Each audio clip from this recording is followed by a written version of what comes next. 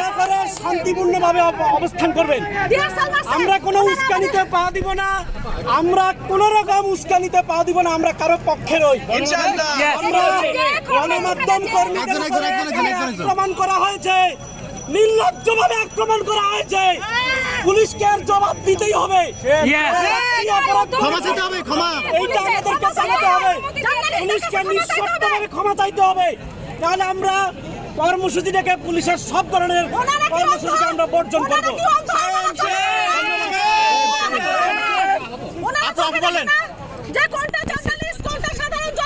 আমরা ওনাদেরকে কয়েকবার বলেছি, আমরা এখানে অবস্থান করেন, আমরা এখানে অবস্থান করেন, আমাদের থেকে লক্ষ্য করে আমরা গণমাধ্যম কর্মী, আমরা প্রচার প্রসার করতেছি দেখে এখন আমাদেরকে মানার ওরা দায়িত্ব তুলে নিছে। আমরা জানাতে শেষ করে দিয়েছি, আমরা বের হয়ে যাচ্ছিলাম, আমাদেরকে টিয়ারশেল মারছে, আমাদেরকে গ্রেনেড মারছে। আমরা কি করছি, আমরা কি করছি বলেন আমাদেরকে। ভাই বোমগুলো একটু নিচে তো কি করছি আমরা বলেন আমাদেরকে, বলেন। সংগঠন দিয়ে ক্যাম্পাসে আমাদের ভাই বন্ধু গতকাল ছাত্র সংগঠন দিয়ে আমাদেরকে পিটাইছে, আজকে পুলিশকে আমাদেরকে পিটাইছে। বলেন আমাদের দোষটা কোথায়? শুধু বের হয়ে যাচ্ছে। আর তুমি বলেন, আপনারা বলেন, আপনারা বলেন যে আমরা এমন কি একটা করেছি যেটা কারণে তারা এটা মেরেছে, বলেন। কোন বিশৃঙ্খলা ছিল?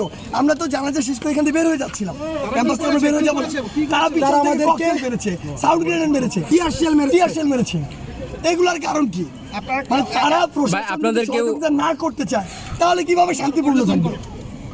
আপনারা কি হল ছাড়বেন না? আমরা ছাড়বো না, কখনোই ছাড়বো না। আমাদেরকে মেরে দিয়ে দিতে হবে, আমাদেরকে মেরে তারপরে যে কোনো সিদ্ধান্ত বাস্তবায়ন করতে হবে। We are open to kill.